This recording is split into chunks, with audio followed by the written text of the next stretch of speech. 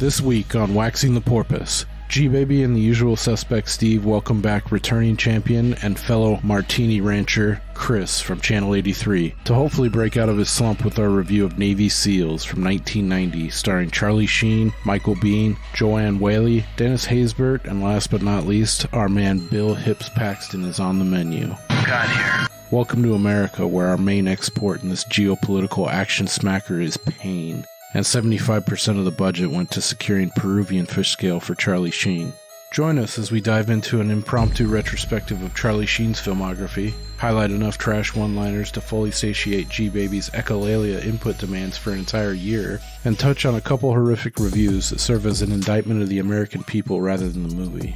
Listen in to find out which actor said that working on this film was probably the worst experience of my life. If Ted Nugent, John Wayne, and George Washington had a baby, it would be Navy SEALs. Any questions? Well, for me, the action is the juice. Let's wax a sea, air, and land porpoise.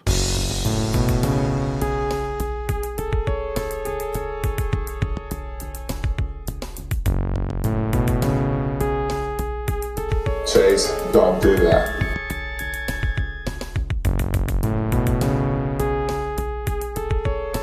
You see, we working on his brow chakra. We're just back in the crown chakra.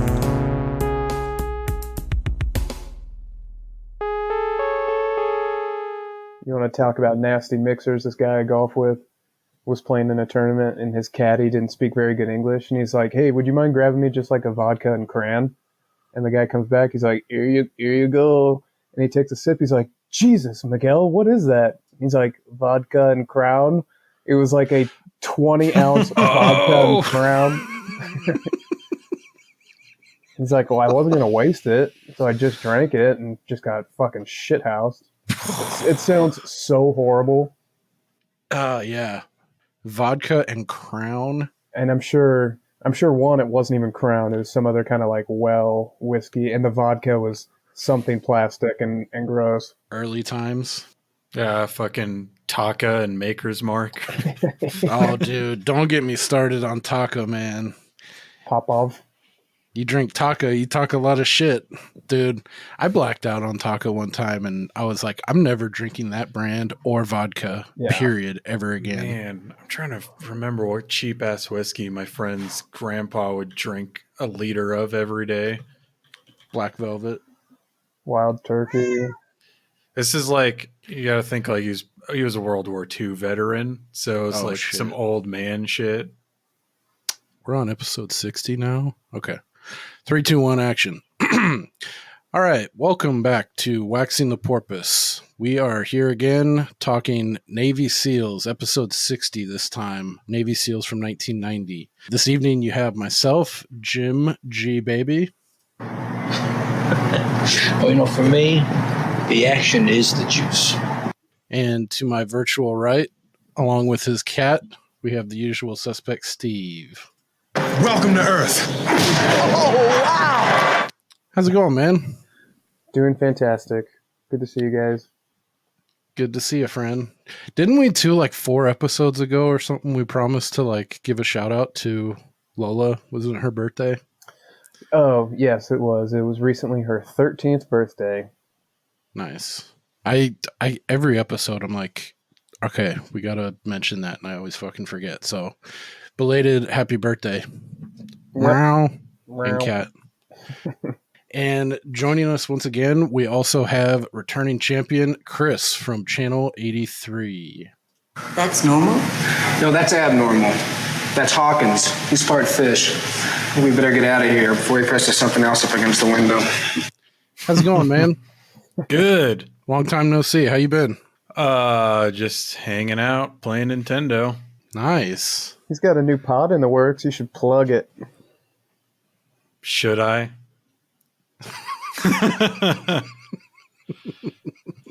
Yeah, I guess so. Now do that. Now you've pissed him off. 4 fucking seconds! It took you 4 fucking seconds to piss me off again! I think I already know what this is.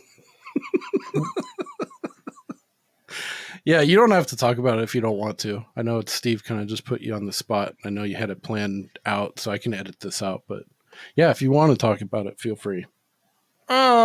Maybe at the end. We'll see how I'm feeling. Okay. Yeah. Feeling saucy.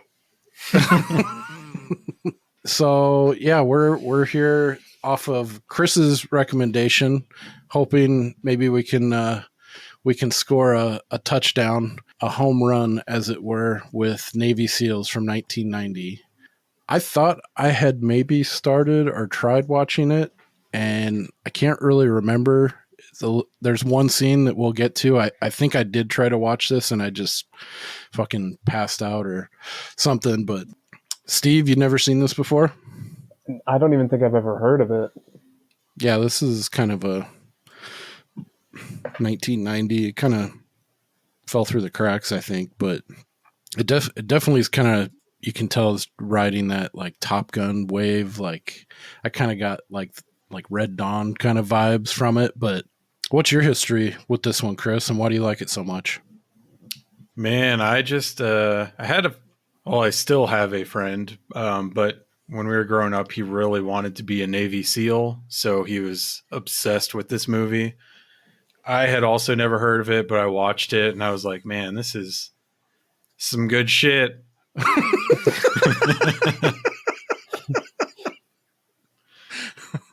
Especially at that time, because I was much younger and much more into like, oh yeah, like the alpha male action, just guys being dudes. Is that so what age period were you like? Is this like you're like between 10 and 12 ish? No, I was probably, I would say like 17 to 20 maybe. Oh, okay. Yeah. I was picturing like little Chris playing with like action figures and like and shit like that. Yeah, here's my Dennis Haysbert action figure. Yeah. Well, I can tell you as a 35-year-old watching it for the first time, it still rules. It holds up to this day. Hell nice. Yes. You like this one, Steve? Oh yeah. Yeah, nice. I wanted to like rip the sleeves off my shirt and put on an American flag headband. Just fucking cinch it up super tight. Yeah. Like I did it. Yeah, I had a lot of fun with this one too. So you're off the schneid, Chris. Yeah, actually, before, but I was listening to a podcast earlier this week about Apocalypto. It was a shout out 5 Day Rentals podcast. Check them out. But they were talking about the Mel Gibson phone call, which I have obviously heard of, but I've only heard that one very famous quote from it that obviously I'm not going to repeat. Oh, there's so many good ones. There are so many. But this was the first time that I actually sat down and listened to it, and it is so much worse than just even those horrible pull quotes would have you believe. He is an absolute abusive psychopath. Yeah. And the reason I bring that up is because I know we've talked about Steve's love of Mel Gibson and Tom Cruise. And I'm here to say that Charlie Sheen is my problematic favorite. Nice. Yeah, he's been in a lot of good shit though. Fucking Major League, Hot Shots, Hot Shots Part 2. Fuck yeah. Young Guns. Dude. No Man's Land. The hits Terminal just keep Velocity. on coming. Yep. The Rookie, The Wraith, The Chase. I've never seen The Wraith. I've always wanted to. Oh, it rules. So of those you just listed, I've only seen Major League, and I love it, obviously, being a baseball fan. It's great. And so he's obviously like the same character in this movie and Major League. Is he sort of that like young, brash dickhead in all of those movies as well, or? Mostly Young Guns, he's like the one with the head on his shoulders. Like Emilio's the one that's like that. But for the most part, he is like that in all of his movies. Yeah, totally. And in real life. Yeah. Art imitating life, imitating art. I was thinking of that is a weird one with Young Guns. He's like the level-headed. He's like kind of, I don't know what the term is. Like, I guess square. Yeah. I was thinking Charlie Sheen's character in this versus Major League is almost identical, but then I was also thinking that Dennis Haysbert, his character in this versus Major League, very, very different. Oh yeah. But his character, this and Heat, pretty much the same. Yep. I don't even remember him in Heat. He's the driver who's not really part of, like, they keep showing him like throughout the movie, but he doesn't really like become a part of the story until like when they're about to pull off the heist and Danny Trejo won't answer his phone. They see Dennis Haysbert. He's like a short order cook, and Robert De Niro's like, "Hey, we were in the joint together. You want to be a driver?" He's like, "Yeah, fuck this shit." Yeah, he has that, like, his backstory is like he's on the road to recovery or redemption, and he's like done his time, and then it coincides with him having, like, he's like had it up to here being a short order cook and taking shit from, you know, like being in that lowly position. And then just so happens, Robert De Niro comes in and it's like, "Hey, you want to make some quick cash on this fucking score?" And he's like, "Yeah, fuck this shit." And then he ends up getting like unceremoniously dispatched the way he is in this one kind of too. But I always thought he was the guy in what is that commercial I always used to quote? And it's not him. I remembered it wrong. Not, I remember him from those, but I remember another one where it's like, it was from like 1999 or 2000. And the guy's like, "It's the year 2000. He's like, "I see no flying cars. Where are my flying cars?" But it's not him. It's some other dude that looks very, very similar to him. But, and it's also like an insurance commercial, but at any rate, that was fucking with me. I had to go back and I was like, fuck, that wasn't him. God damn it. I was going to use it as a soundbite, but. It is the year 2000. But where are the flying cars? I was promised flying cars. I don't see any flying cars. Why? It's a different kind of world. We need a different kind of software. At any rate, very different from fucking Serrano. Yeah, for sure. But Jobu. I was going to say No Man's Land is a Charlie Sheen movie that I watched for the first time recently. A lot of people say Fast and Furious is just Point Break with cars, but Fast and Furious is literally just No Man's Land, except in the 80s they didn't have DVD players to steal.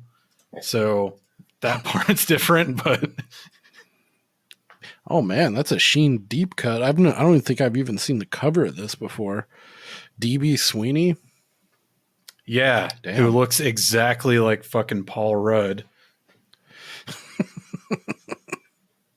Yeah, I think my first introduction to Sheen was Ferris Bueller's Day Off. He plays that sunken-eyed creep in the fucking police station that ends up courting Jennifer Grey. But he's been a ton. Dude, Men at Work. How could I forget that one?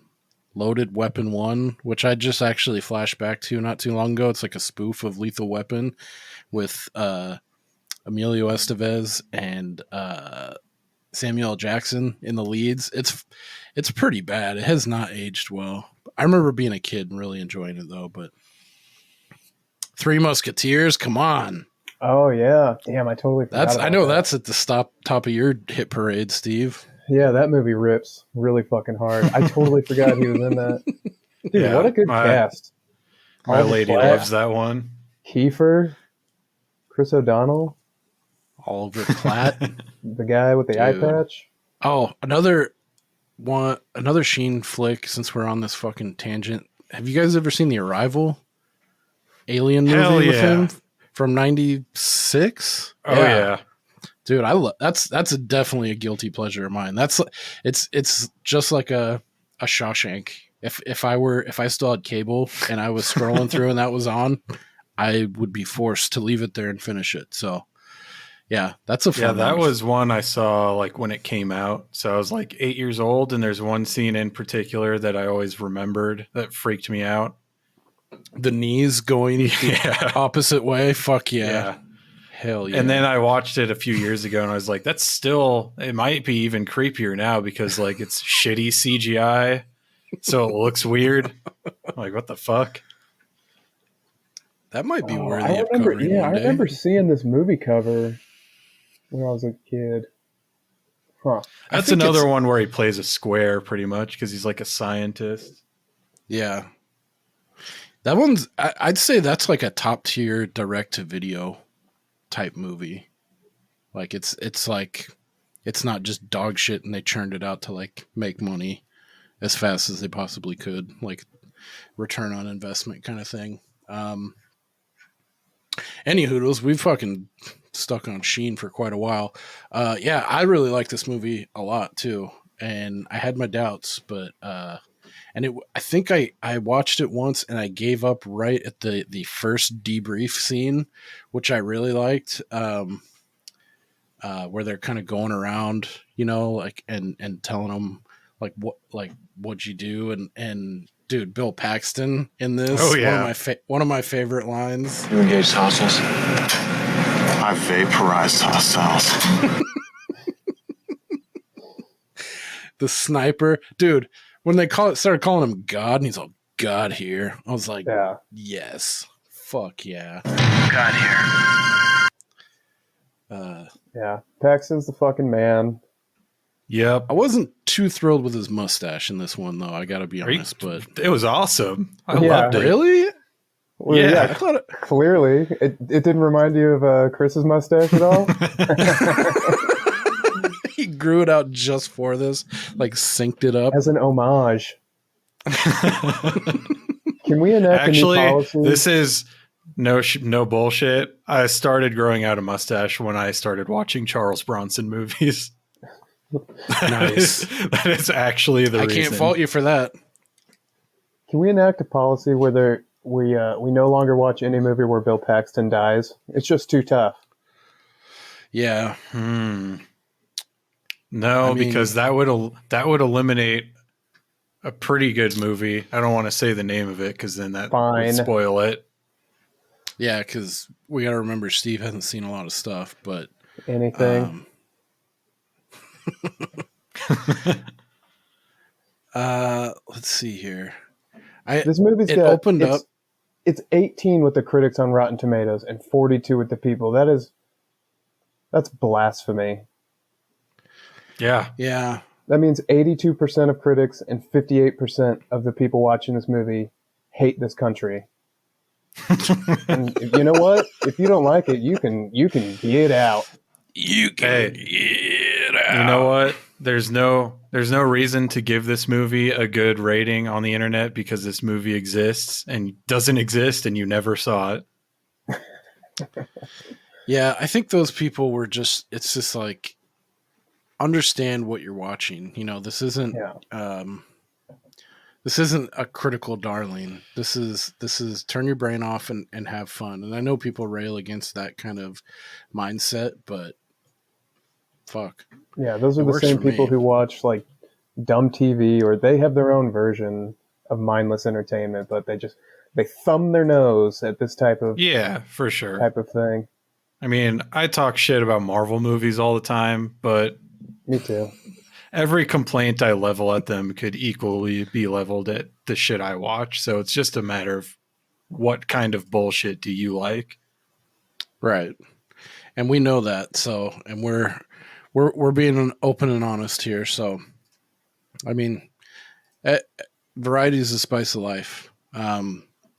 So getting into this guy, it opens up with like a title, like not a crawl, but like a statement, like in 1962, President Kennedy believing, you know, yada, yada, yada, and like formed the Sea, Air, and Land Tactical Unit, Navy SEALs.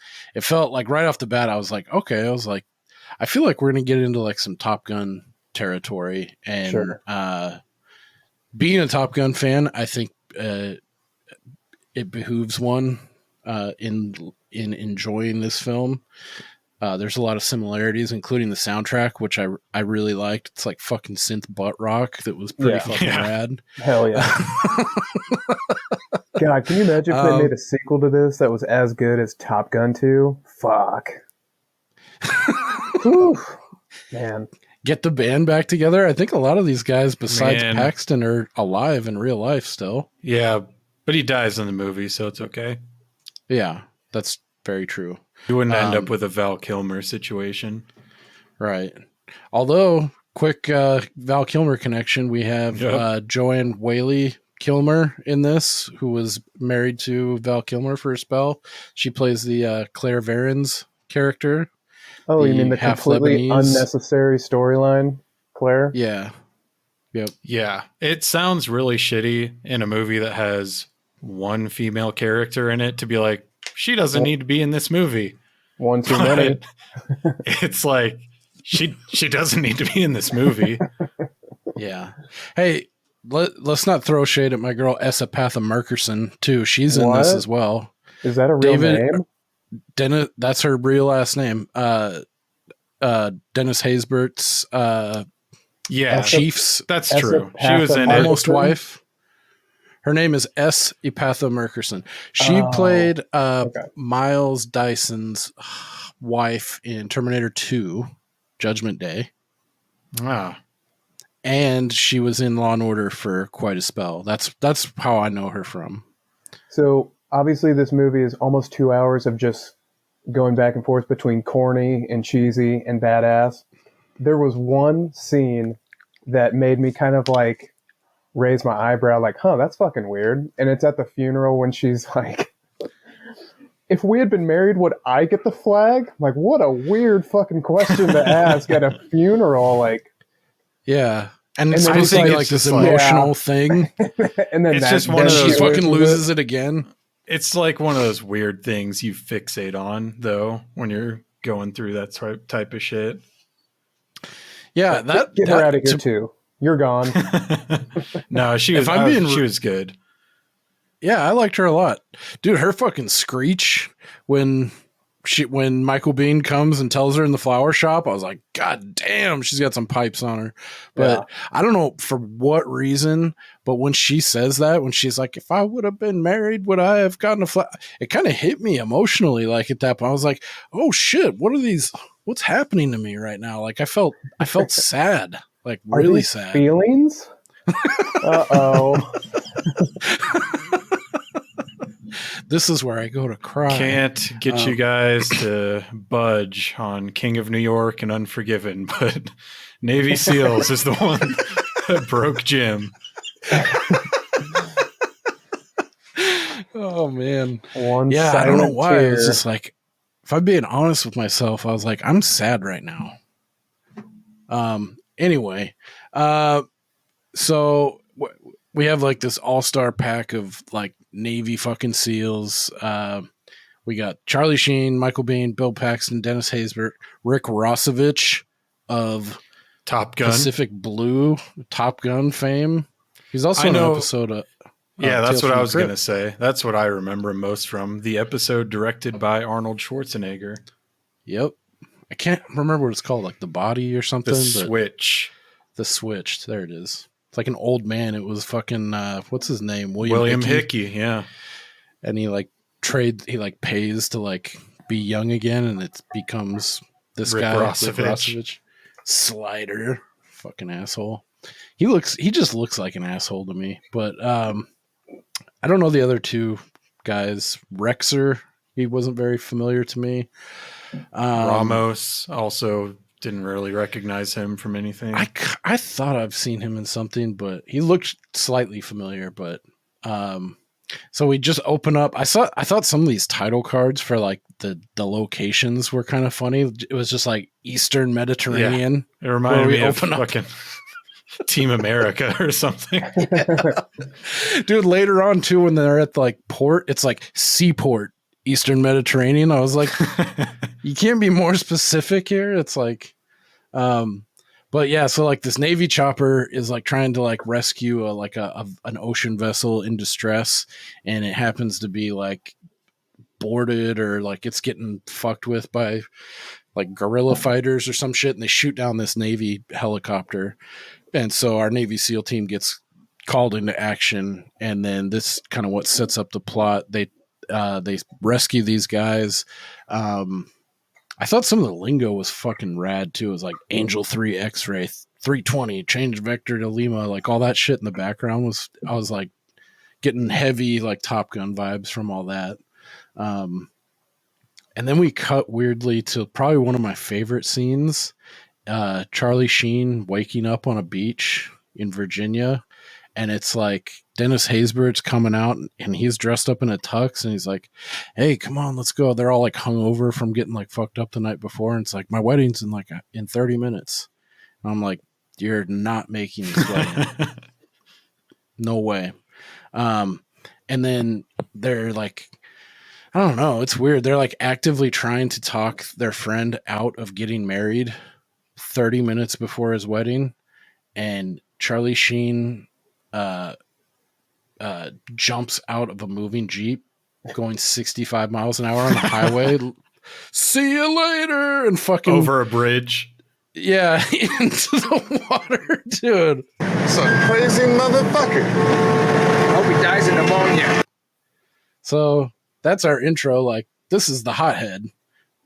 Fucking freewheeling Charlie Sheen. What'd you guys think of that? Like, what'd you think of this, Steve, opening up on, like, what? Yeah, I mean, I knew what I was getting myself into from the very beginning, so it wasn't like, this is hard to believe, you know? It was like, all right. No, yeah, I know, I did too, but I was like, this is a a weird decision, right? Yeah. No, I think it was supposed to be like a fake out, because it cuts to Charlie Sheen on the beach. You don't really see his face. That's what I thought. I was like, wait, why is he in civilian clothes? Where the fuck did he come from? Like, yeah. I thought that for a split second too. Like, am I supposed to believe this guy survived the chopper going down and washes up on shore? Yeah, not dead? and then I was thinking, what would the point of trying to fake you out on that be? Like, it immediately surprise, dissolves it's Charlie in Sheen. 5 seconds. It's like, clearly we're in Virginia. Like, yeah, I don't know what the mindset was. I guess if you had heard nothing about this movie and just randomly walked into a theater, that's who it was intended for. Okay. Because then if you're just like watching it, you have no idea what's going on, and you're like, oh man, I hope this Eastern Mediterranean refugee that washed up on shore, I hope he's okay. Oh shit, it's Charlie Sheen. What have I gotten myself into? And then So they pull up to the wedding, and did you guys get a look at these fucking industrial level pagers each one of these seals has on their hip? Yeah. It looks like a cassette player. It's a chonk ass pager, and I'm curious too if you guys know this term, but I think Michael Biehn says, "Come on, we gotta go." They sent a balloon up. Yeah, he did say that, and I am not military, so yeah, I don't really know. Yeah, I don't know what that means. I feel like I've heard that expression before. Like, when he said it wasn't like, what does that mean? But maybe it was just like context clue. Like, okay, well, yeah, that's. Yeah, like it's like the high sign that like, okay, shit's going down and we gotta answer the call. Like, I got that. I'm just curious, like the context, like where that comes from. Like that terminology was kind of interesting. But yeah, like maybe it's like a diver thing. Like you send a balloon up to the surface as a distress signal. Maybe that's just a guess. I mean, it's sound. So I'll roll with that. But yeah, I thought it was a little kind of cheesy, a little comical that like she's walking down the aisle and they all get fucking buzzed and paged. And they immediately start, gotta go. And he says to his would-be bride, he's like, I gotta go. I'll call you when I can. And she's like, is this a joke? It's like, nope. It's like, we're on. Yeah, so I would just be like, hey, priest, let's sign the papers. Like, I got to go. I wouldn't just not get just married. Elope. Yep, I do. Kiss. Dinner's on me. Let's see. God, I thought, damn, I think I forgot one of the lines that Charlie Sheen, like, he says something insensitive while they're in the Jeep about him getting married and him trying to talk. Says something about you're either the luckiest or unluckiest man I don't know. Is it something along those lines? Oh, no. When you're talking before that. Yeah, no. I was confused. So right when they leave, they get this fucking page from like their Navy SEAL handler. They gotta fucking go, and they all know like he's having second thoughts, or like he's unsure about getting married. And right when they're leaving, Paxton's like, "Close call, Chief," and they fucking pile into their cars and peel out. I was like, dude, that's awesome. It made me think of like fucking Vince Vaughn in Old School. Look at the baby. She's 10 feet away. You can run away right now. Like, always smiling, always laughing. Look at the baby. Look at the baby. Yeah, and then we cut to Seaport, Eastern Mediterranean. So they get called in. What about this dude? I thought the gore level was pretty. I was like, this is dope. Like, right away, that dude that gets shot and he gets like a hunk of hamburger on his cheek. Like, yeah. So I was not expecting that. A group of terrorists has kidnapped the 3 Navy men that went to respond to the ship on fire at the beginning, and one of them gets brained. Yeah, right away. And like, so our SEAL team comes in, clears the area. You see one guy who ends up being our main villain. Let me fuck up his name real quick. Shaheen or Shahid? It's Ben Shahid. Ben Shahid. Okay, so he sees all this going down, and he's like one of our main bad villain, and he sees this going down, and he smartly like dodges into another room and ostensibly like bashes his own nose against a wall or does something to fucking bloody himself up real good and rips his shirt off, and he gets in like this fucked up position like he's been tortured or fucked with. And this is also the intro of Charlie Sheen, like it laying the groundwork of him being a hothead and like disobeying, just going off on his own accord. He's like, I think there's a locked door here, and he blows it open with a shotgun twice.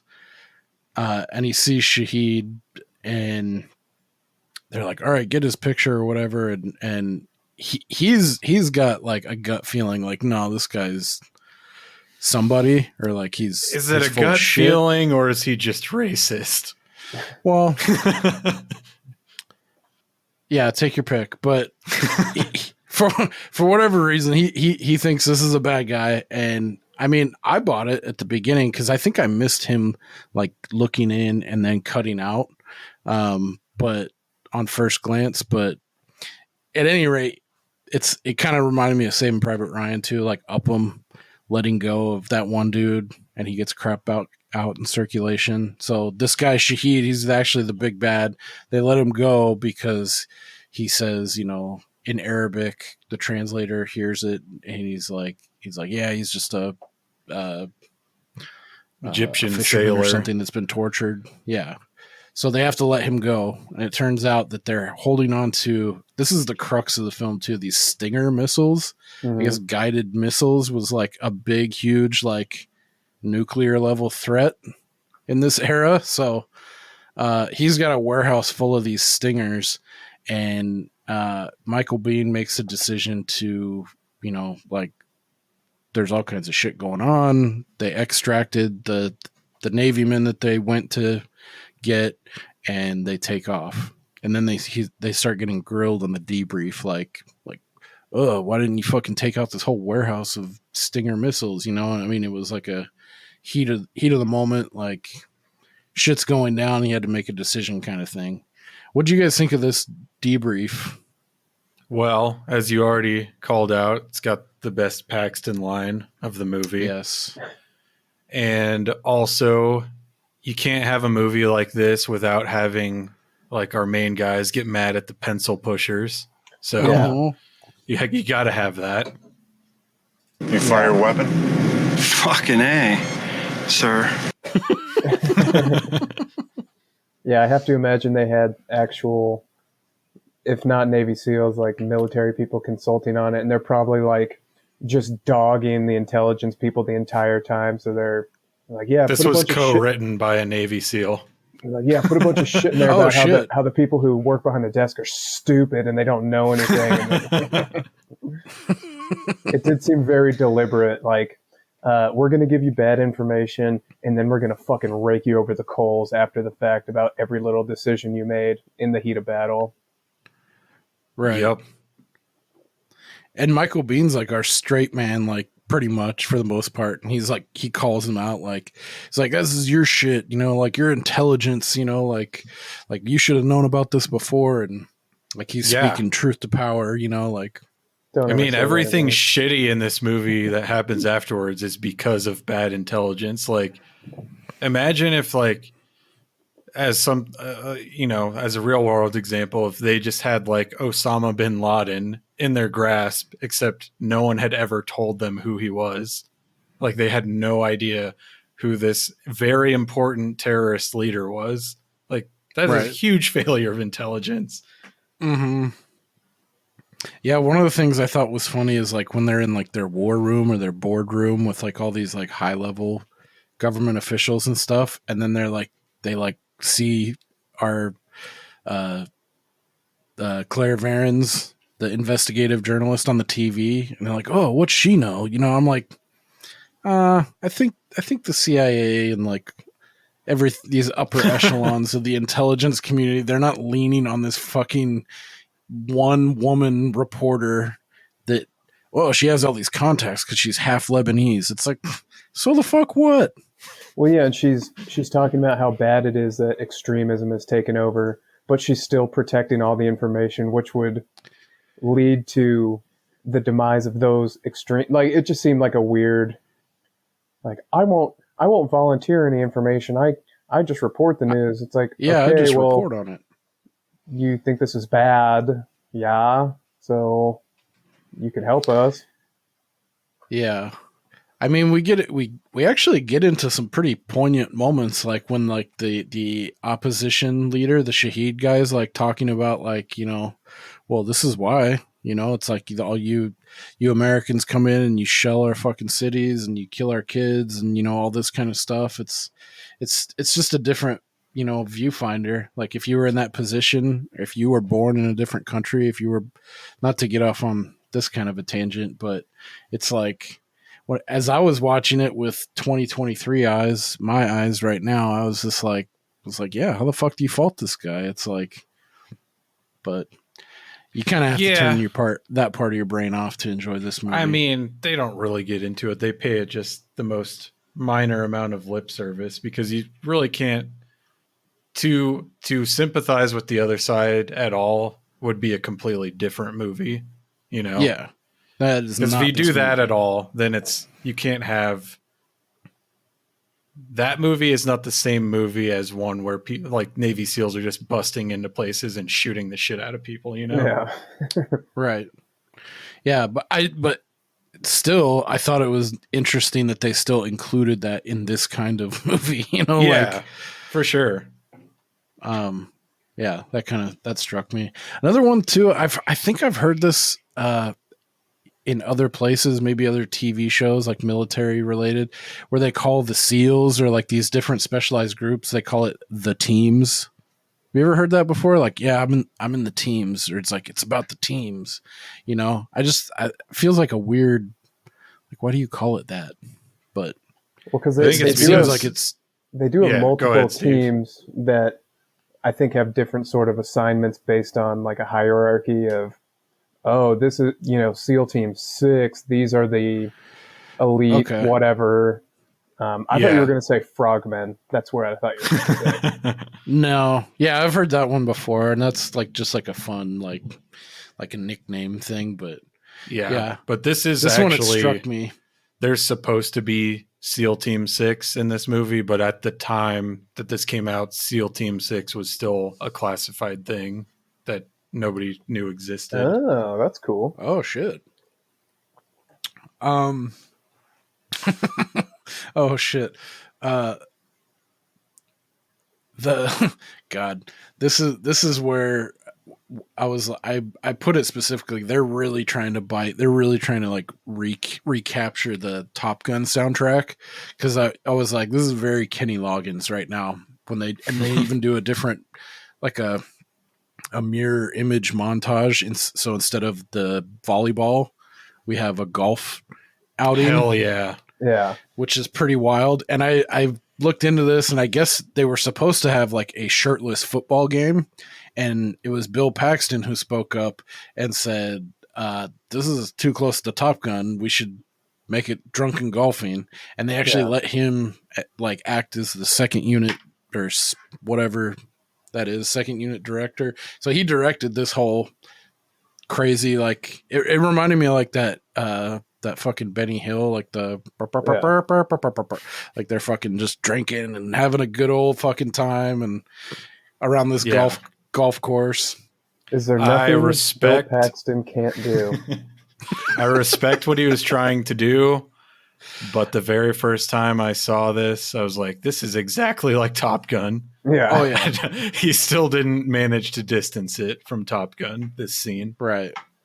There was one song that sounded a lot like Randy Newman. I can't remember when that was in the movie or if it was actually Randy Newman, but you're probably talking about like the sad montage. Like I should have written it down. After Michael Biehn and Charlie Sheen get into a fight. It was like a sad version of You've Got a Friend in Me. Yeah. Oh, man. I found out recently that my lady fucking hates Randy Newman for some reason. Nice. I agree with her. So I'll just blast out some I Love LA. That song sucks ass. It's so bad. Wait till she gets in the shower and just put it right in the bathroom so she can't escape.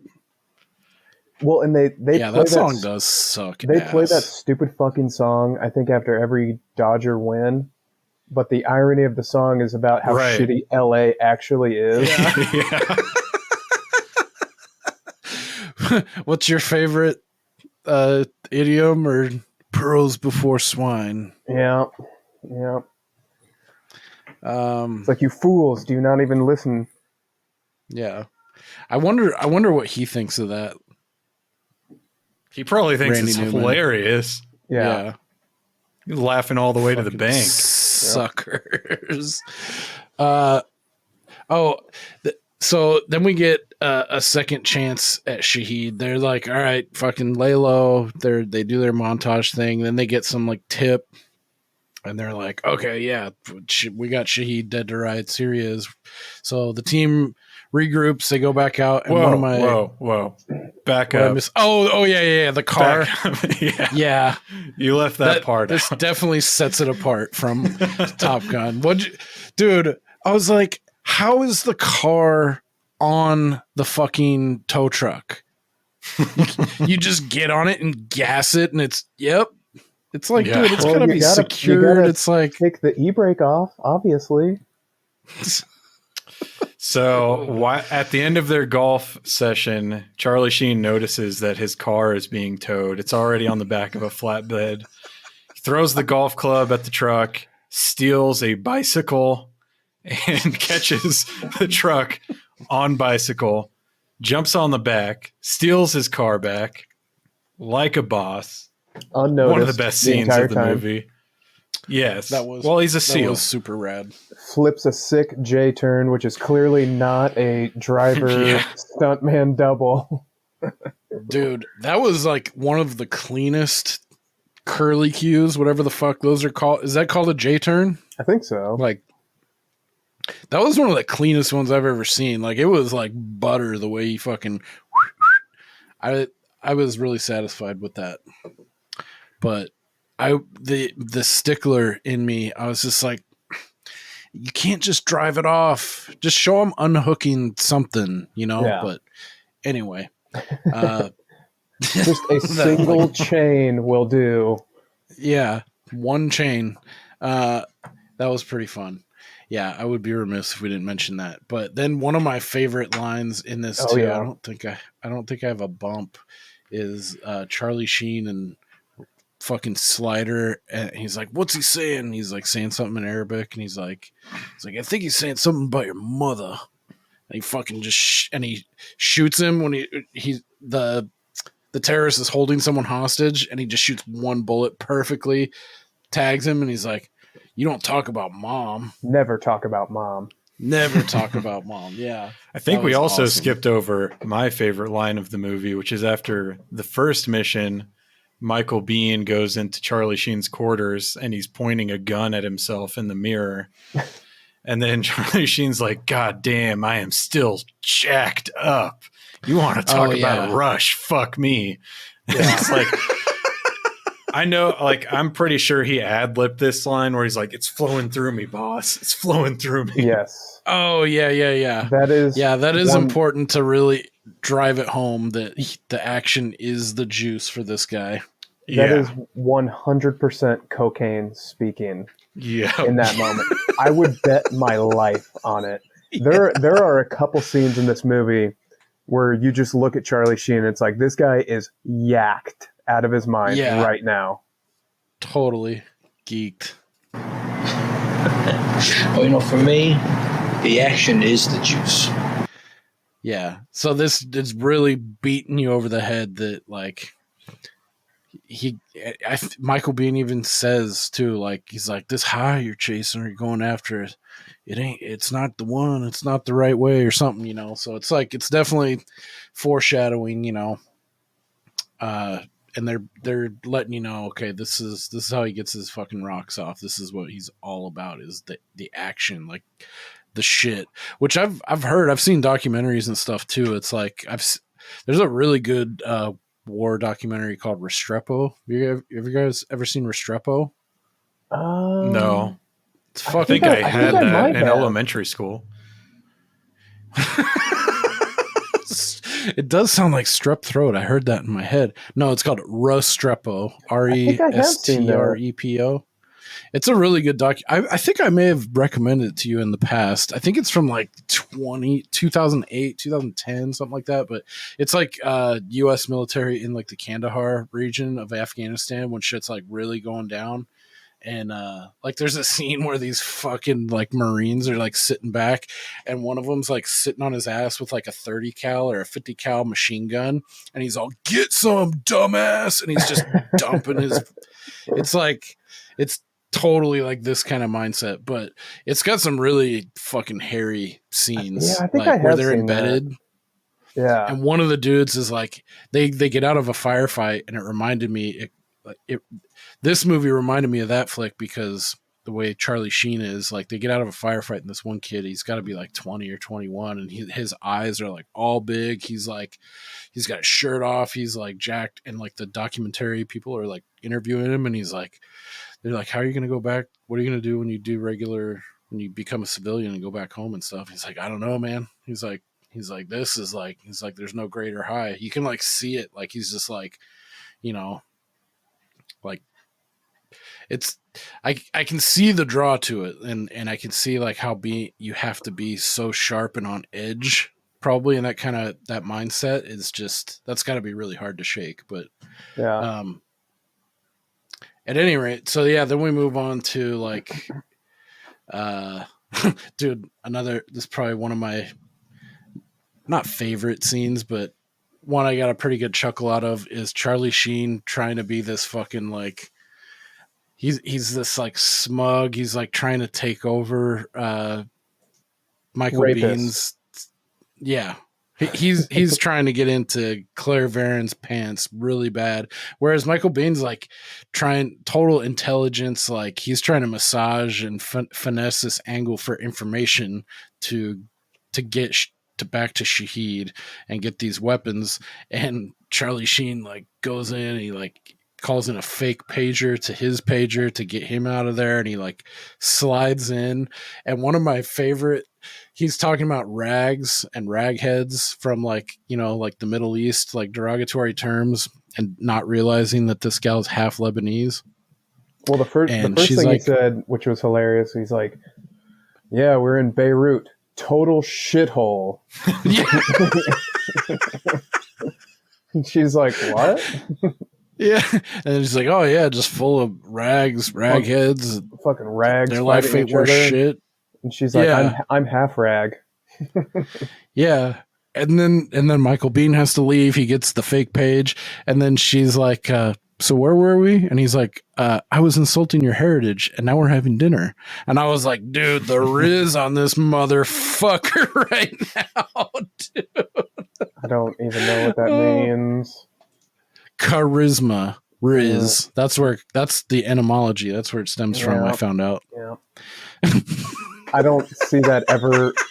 I don't see a woman ever behaving like that ever in real life. Well, she was pretty much having none of it. I mean, thankfully. She ate the dinner. She was stringing him along pretty good. Yeah. Like, she was like, I see right through your act. If there's one Navy SEAL that would be apt to say some shit that is classified to a reporter, it would be him. So, yeah.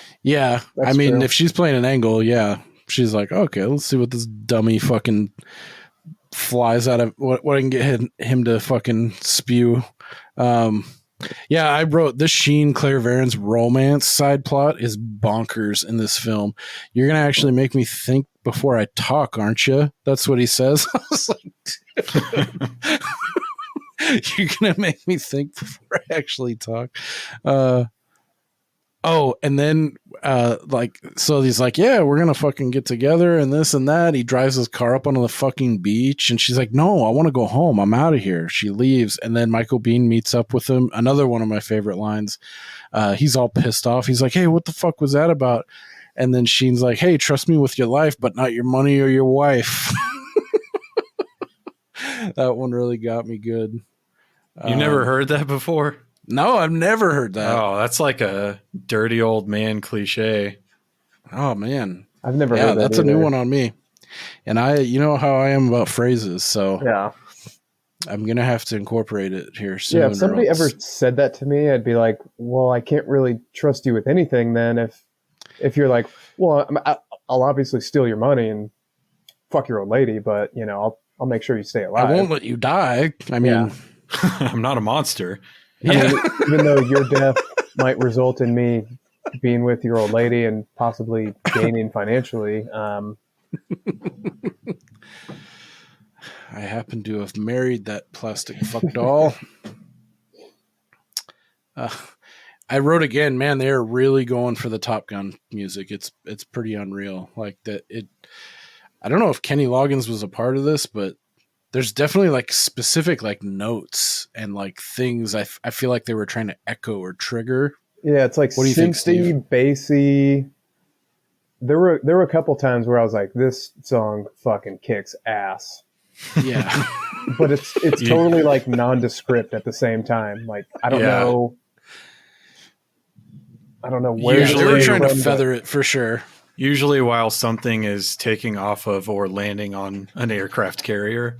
Yeah. Or when they're entering like a new nondescript Middle East environment, there's like a sweet little ditty intro.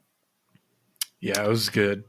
Especially the Bon Jovi cover of Boys Are Back in Town. That was the highlight. Yeah, I was wondering. I was like, that's not the OG. I wonder who that is. I need to look into that. Is that like fucking Rat or something? Or like tough. Ugly Kid Joe or something? That was pretty tough. That was what they were playing during the golf scene, I think. And it was... Yeah. Oh, yeah. Over the top the is not boys even back enough. in town. Oh, man. There's no sense in like going over specific plot points, but there's that moving the analysis of the film along. So I don't know how we get here, but there's like another tip. There's like another, I feel like it felt kind of like deja vu in a couple spots because it's like, okay, we think we got the goods and we think we got the intel, and then they go in and they kill a bunch of people and they fucking extract.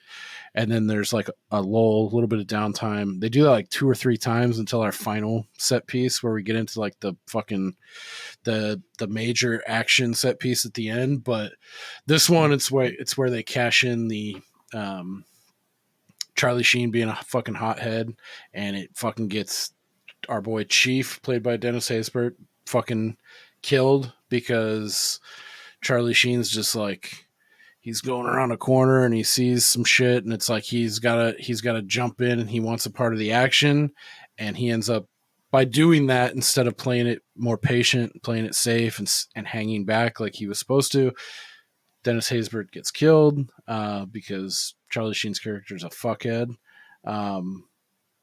I wrote insert soul searching and potential redemption arc or selfless sacrifice towards the end for Sheen. That didn't really come to fruition, I don't think. I think he just got revenge, and that's how he got his redemption. He got revenge and shows leadership. Yeah. I was hoping more for I was like, all right, this would be perfect if you just fucking go out in a blaze of glory kind of thing, self-sacrifice. I thought that was what they were going to do for sure, but I also saw there was a few different drafts of this film too, so he just disobeyed orders again later on. Yeah, but for the right reasons. But it worked out. Yeah. So all is forgiven. One of the things I was confused about is that the mission before this one, they get a tip that the missiles are on a boat, and they turn out not to be on the boat. But aren't if they they're not on the fucking boat, sand? Why was that guy booby trapped? Right. Because they shoot the guy that's down in the hull, and the guy has a grenade tied to his leg that's tonight, a string is tied to the pin. If there's nothing of value on this ship, why are you booby trapping yourself? I mean, it could have been a honeypot situation, they were trying to lure him in to ambush him. Maybe they intentionally gave somebody bad information. And if that's the case, they did a really shitty job of executing the ambush, because even when they were kind of walking through where the hostages were, you could tell there were a couple guys who were just there on watch. Yeah. It's okay, yeah, they're here, let's get them. And then they just proceeded to not get them. So I don't know. Yeah, that scene was very weird. Well, they're trying to add to the realism, right? I mean, that's what I thought. A more realistic scene, I feel would just be it's literally just a civilian vessel with no terrorists aboard. Because Steve said, if it's a honeypot, the point is to then kill the Navy SEALs when they get on the boat, not just not do anything. Yeah. Right. Yeah. I just took it they were oh, you got egg on your face. You know, fucking wrong, bad intel, wrong boat. And they were just trying to, I don't know. They just stationed some real vigilantes there to add to, I don't know. I wasn't thinking about it that deeply when I saw it. I thought it was just oh, got one over on you. These crates are filled with sand, assholes. Try again, you know. But we will. Yeah. So this gets to the scene where, you know, we talked about previously, where Dennis Haysbert's old lady fucking has it out with Michael Biehn. She's crying. He's dead. Charlie Sheen's yeah, man, I fucked up. You know, he's going through it. And they have that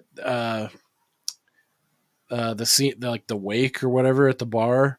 And I'm curious if I know Steve, you don't, but do you recognize the dude who is I think he's credited as redneck at bar, which I didn't. That dude's not a redneck. No, he looked just like a college age punk. I wearing a salmon shirt and some dolphin shorts. Yeah. He's hey, isn't the game supposed to be on? And they're watching that golf scene of their buddy, and they're fucking, you know, they're all commiserating, having shots, and you know, paying respect to Chief. And he comes in, and you recognize him? Titus Welliver? No, I read that he's the star of some show, but I don't watch TV shows, so it didn't really mean anything to me. Okay. Well, Lost fans know him as the Man in Black, and he's also in a pretty popular show called Bosch, which is probably it's not bad. It. It is it. I've seen it. It's not bad. But yeah, I thought that was really weird because he's super young in this film, and I've only known him from Bosch. He's like fucking 55 and gray hair and shit. So it was kind of fun to see him as like a punk, like college age character. But then Sheen does like a really weird like flex on him and fucking kisses him on the mouth like real hard, like chokehold, headlock, like, or no, he's choking him. With his hand, he's on his throat, and he just plants the like biggest, wettest fucking kiss on someone I've ever seen before. It says, "I love you." Yeah, and he's I'm all about these like weird homoerotic undertone flexes that they do in these movies, like in King of New York, Top Gun too, when fucking the ginger guy spits on his face and he just wipes it off and starts licking it. Yeah. Yeah, that was fucking Barles Narkley. Jesus But first off, Christ. this dude, this redneck at bar guy is talking shit to Rick Rossovich, which is, if I was going to talk shit to a random group of people, I don't pick out the one that's 6'4" and roided out. Yeah, he's like the fucking baddest ass looking out of this crew. Like, yeah, I would have picked on Bill Paxton, or even Charlie Sheen. I mean, he doesn't look like he really knows how to handle himself. But I would have picked Michael Biehn because he was the drunkest, and maybe I would have a chance of beating up a drunk man. That's a good point. But also, I just wouldn't go talk shit to a group of people for no fucking reason because I wanted to watch the football game. Yeah. In a state that doesn't have any professional football teams. Virginia, no, but they're close to DC. They could have been watching a Redskins game, or excuse me, Commanders game. How dare you? Well, at that time, it would have been. Yeah, but Redskins. how dare you? Not allowed. At any rate, have you guys ever seen this when he pours the liquor across the bar and lights it on fire? I was like, I mean, in isn't Cocktail, this whole place they about probably to do that, but isn't this place about to go up right now? Like, how is that safe? They do it as if it's a thing.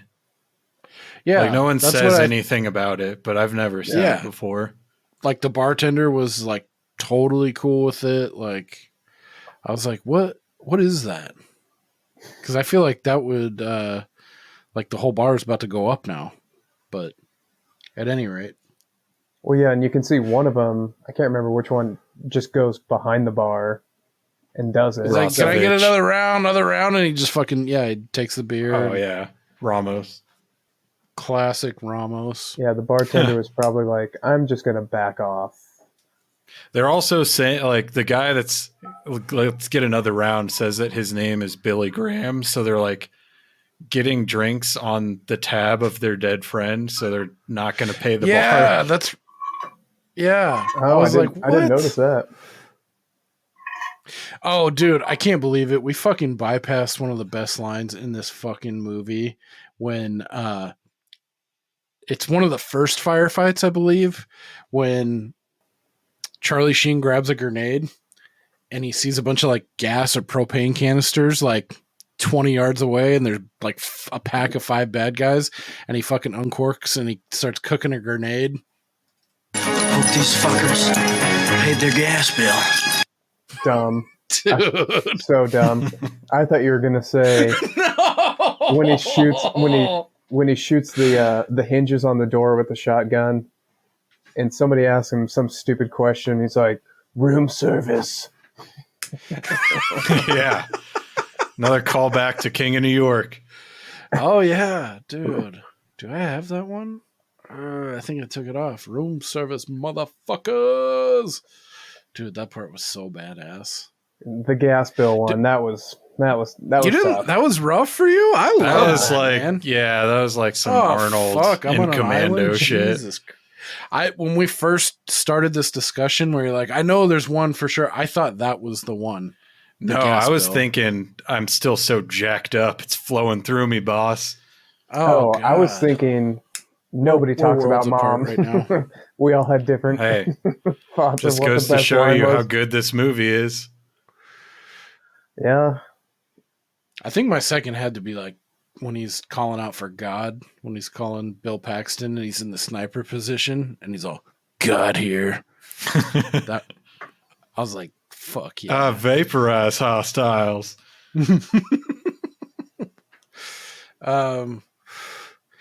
Quick tangent before I fucking forget about it. There's another Lawrence Fishburne movie, since we talked about King of New York last time. What is it called? I think it's called Deep Cover. Deep Cover. You ever seen Deep? He's no, it's on my list. Man. I really want to watch it, but fuck. I've been watching too many movies like that recently. Yeah, sometimes you got to take a breather, but if you do go back to that kind of like really hard, like gritty crime shit, Deep Cover, that's like an all-timer. Fishburne for me too. I forgot about it. One of my buddies, he saw us post King of New York, and he's like, dude, Fish is awesome and Deep Cover too. And I was like, damn, that's a good call. I haven't seen it in a long time, but yeah, he is really good in that. Yeah, fuck, where was I going with the gas bill tangent? Oh yeah, they call out. He's like, that's a 6-pack, Billy, or something like that. Like right after, like, isn't Billy Graham also a televangelist? Yeah, that's true. And I never put that together because I heard Billy thrown around and I didn't know it was attached to Chief Graham. I thought his first name was Graham for some reason, but yeah, that's Chief, played by Dennis Haysbert. But yeah, Billy Graham was one of those like mega Texas church, like, or Southern, like a la Joel Osteen. No, not quite. I hate to pull the Christian school card on you, but no, please do. No, he's dead now, but he was just like a preacher. He wasn't one of these like uber church borderline scam artist, Was he not the one that started people. like the 700 Club? I think that's Pat Robertson and okay, some other person I can't think of, but so he was just like a highly influential like religious figure. Yeah, but it's 6 of one, half dozen of the other. So just before anybody red penned you, dude, who's you guys probably have a very big Christian listenership. Listening, yeah, for sure. Totally. Before my mom wrote in, I just thought I would head that off at the pass. Yeah, I was going to say the only listener I could think of that would probably fit that bill is like either you from your youth, mm-hmm. or your mom if she ever tunes in, which I'm sure it was only once. If she did tune in. That's so funny to think about, if your mom did tune in and she was able to like filter out the language and subject matter, and she like, that was nice, that was a nice show, like I love Charlie Sheen. Yeah. Michael Biehn's just a great actor. I guess Michael Biehn and Claire fuck, and then they're working. She's like, okay, I'm gonna give it up, and I don't know. At this part, I kind of like tuned out of the particulars, but we get into our main battle scene. We finally get like, I guess, the good intel. I don't know how we arrive here quite exactly, but it's a Shiite slum in Beirut. Can I ask a question real quick? Because I'm a little unclear. I said sort of half jokingly earlier that she contributed nothing to the movie at all. Did she literally contribute nothing other than the idea of kidnapping a potential informant, or did she provide something that I missed?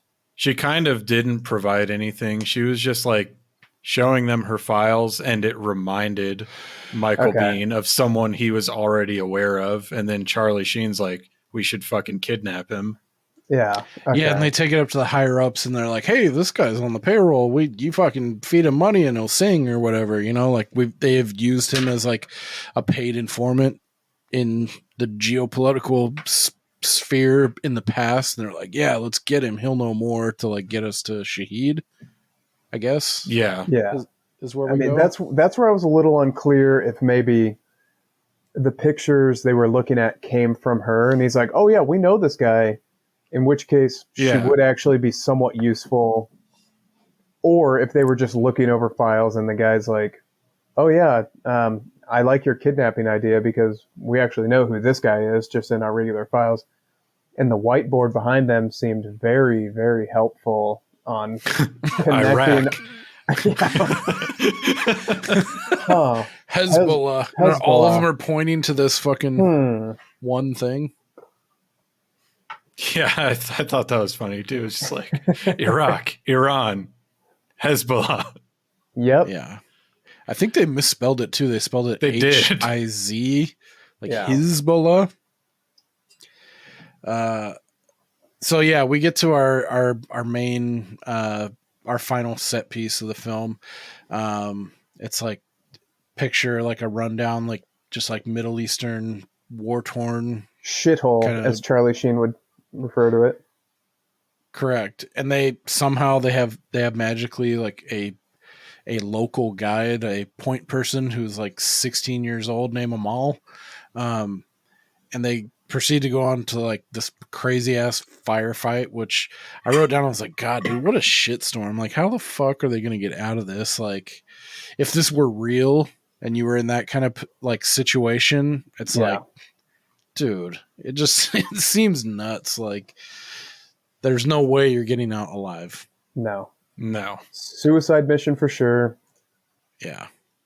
And this is where we lose Bill Paxton. Rest in peace, man, in real life.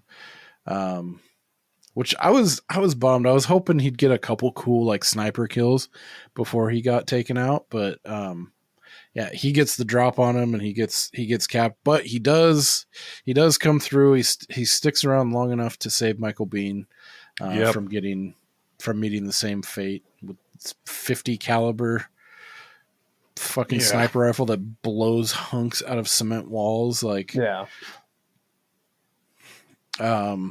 not a problem anymore. He says something at the beginning when he takes those two out, like he's like, I'm switching to thermal. That part was dope. Like, I got nothing on Starlight. I'm switching to thermal. I read this in IMDb trivia that actually thermal imaging at this time was like actively cooled. So it was like this big motorized unit that you would have to plug into a wall and would make a shit ton of noise. Oh, Jesus. So red pen on the writers of Navy SEALs. Yeah, and I wasn't sure if you could see like thermal imaging behind 2 feet of concrete. Yeah, X-ray also. It's still pretty limited. Like with that sort of thermal imaging, it doesn't work like through glass. It's not at all like what they're showing in this movie. Yeah, what they were showing was like Predator level, or even like it harkened back to me to like Eraser, the fucking EM gun. Yeah, a rail gun. Yeah. Or like if you ever played the N64 game Perfect Dark, there was... I never played that one. It was pretty much the same as GoldenEye, but like a different, not like James Bond. They had a rail gun like that where you could see through walls. God, that gun's sick. Your luggage. So yeah, Paxton gets killed. We have this like fucking mad dash to like, they get in a car somehow, which I wrote, this car chase scene is fucking bananas. Well, let's back up a little bit, because there is a part when they're blowing up the building with the missiles where Charlie Sheen directly quotes Harrison Ford in Star Wars. I don't know. I'm sure neither of you picked that up, but no. Right before they're about to blow the building, there's some guy like walks up behind him and Ramos, and Charlie Sheen shoots him, and he's like, "Boring conversation, leader. We're gonna have company," which is exactly what Harrison Ford says, except Luke instead of leader. So I'm just gonna push up my glasses here. I totally missed on that. It's a super weird thing to just directly quote Star Wars in this movie. I don't know why they did it. Huh. Weird. Yeah, maybe lazy writing or something. I don't know. It seems like I didn't read much about this film, but I didn't have to read that. That's all off the dome, my friend. Nice. So this was in 1990. Which Star Wars movie was that quoted from? The first one. The first one. So that was like 76? 77? 77. 76? Okay. I can't remember now. It's 77. Is it possible that in 1990 that was like a very well-known sort of quote? Like the type of thing like, Luke, I'm your father. Like if you would say that to other people, like could anyone it have been who's a Star Wars well-known? fan like me would just immediately be like, oh, Star Wars. But then that leads you like, why Star Wars? Yeah. Yeah, I guess. Yeah, I that's guess crazy because my question I is- fancy myself a fan of Star Wars, and I guess I'm a light fan of Star Wars because that one was totally lost on me. The only thing I can really remember of like Han Solo is like him yelling at Chewie and like the scene where he kills Greedo, or like tell Jabba I'll have his money, shit like that. So the boring conversation was totally lost on me. Yeah, I guess my only question was, maybe at the time, was that like a well-known thing? Maybe not. I don't know.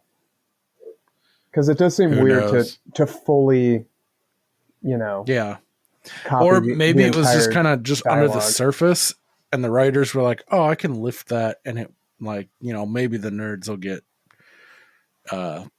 huffy about it, but no one Yeah, else. that's true. The too. general public won't pick up on that. I Yeah. can just lift that sneakily. It's not that good of a line, though. If you're going to rip off a line, you could have said something else. I did see this has like 4 different versions, and Michael Biehn is also quoted as saying this is one of the, I think he says this was the worst filming experience he had in his career. So, Well, he said one thing I wrote down is working on this film was probably the worst experience of my life. that's the one. Yeah.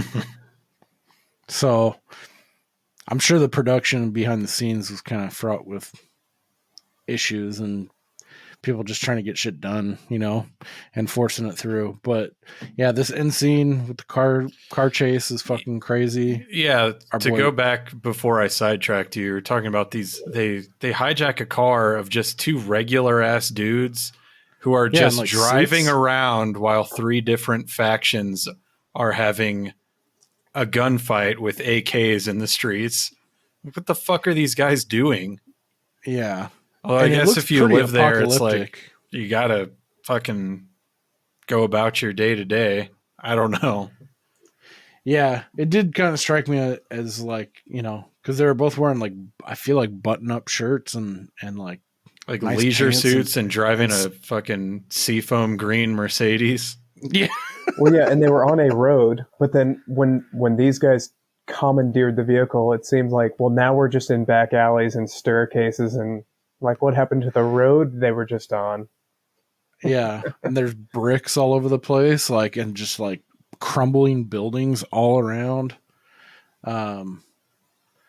This is another kind of graphic scene. Is like they get the jump on one of those like fucking SWAT tank truck things. No.